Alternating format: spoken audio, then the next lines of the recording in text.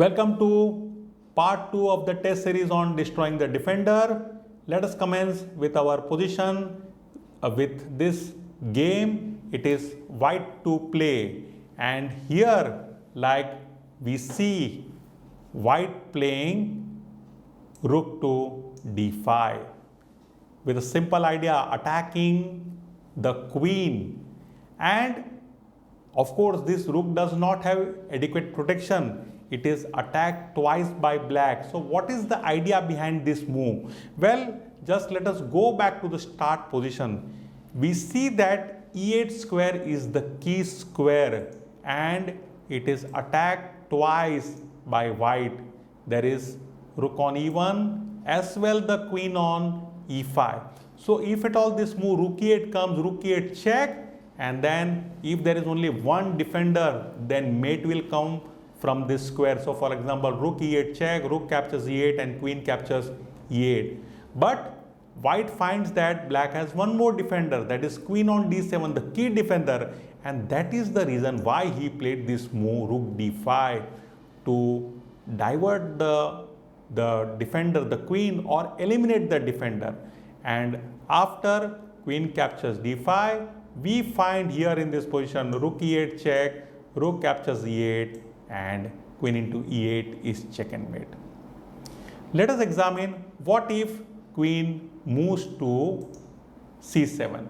Well, in that case, here white can win with rook captures d8, queen captures d8, and now there comes rook e8. So it's a double attack.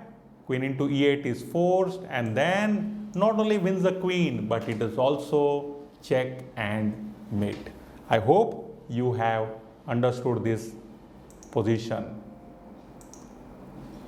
We now move on to the next one, and here this is rather simple. What do we see? The knight on e6 is attacked twice by bishop on c4, as well the rook on e1, which is also in fact pinning the knight because behind it is the queen on e7. And we find that black has two defenders, that is bishop on d7 and queen on e7. So if one of them could be eliminated, then white wins material. So no hesitation in going for a queen sacrifice, queen into d7, because this move queen into d7 drags the queen to the white colored square. Since the black king is also on a light color, the move bishop captures e6 comes with a check and at the same time a double attack on the queen also.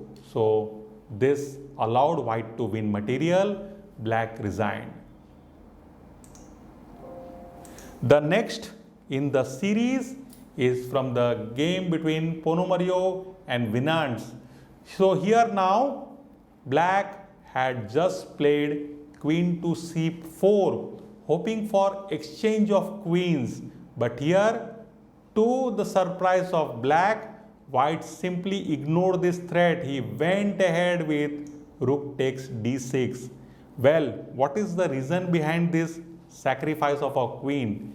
He has his pieces in good position. You see this pawn on b7 supported by the knight on c5. This knight is also guarding the vital a6 square. We have pawn on a5 which is controlling the b6 square, and that is why this idea of queen sacrifice came.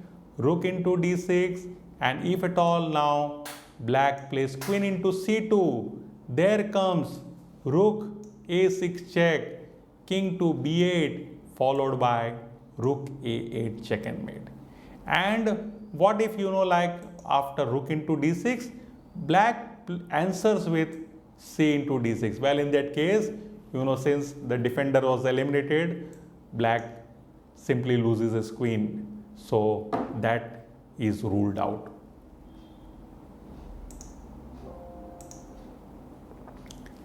And now here a similar position from the game between Nimzowitsch and Marshall with white to play and win. And what do we see? That this knight which is attacked twice by queen on d4. It's also pin, absolute pin. And also we see pin both, like both the pieces pinning this knight. So two pressures on the f6 knight.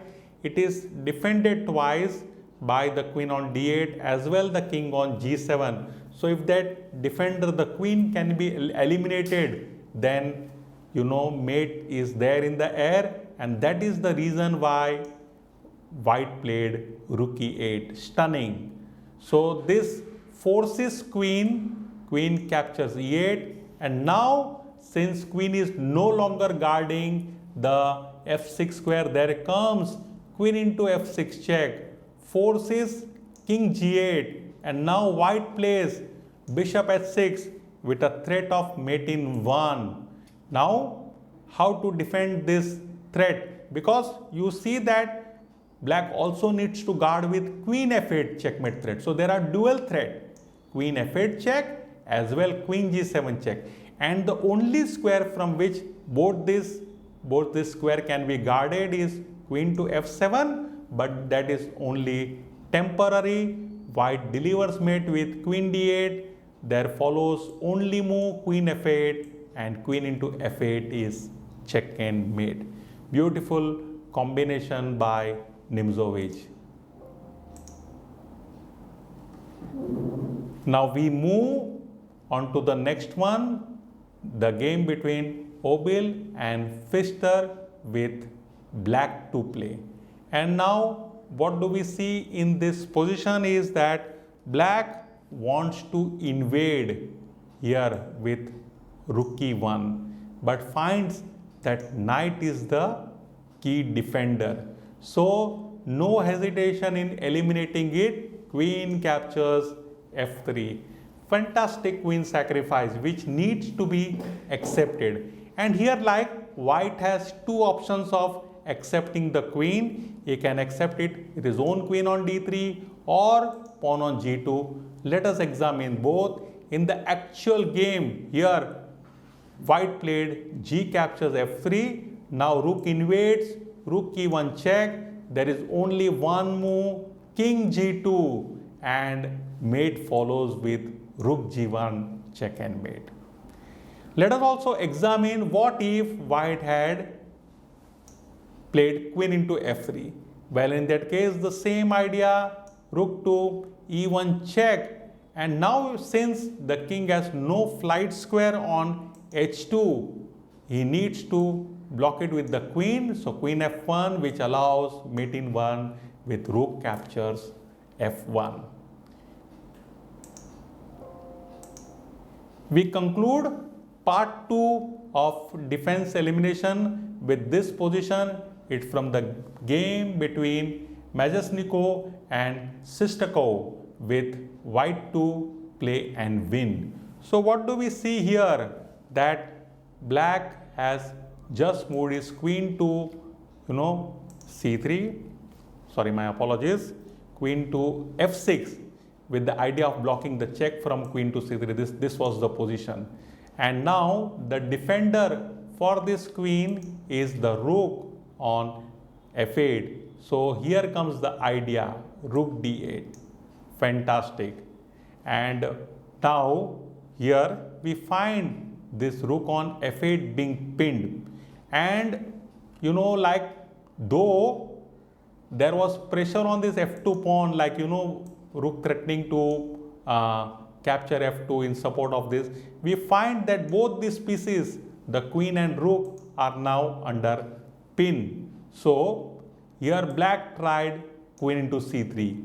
So what did white do? Before recapturing the queen, he first captured rook into f8 check, forcing king to g7. So it appears that everything would be equal, as white would be required to capture the queen on c3 and black can play king into f8. But now white was able to find one intermediate move, rook g8 check, in support of his bishop on b3. So after king f6 comes b captures c3, and we see that white is a piece up. So this is how he was able to win the game. This concludes our part 2 of this test position on destroying the defender. I will be back with part 3. Till then, bye.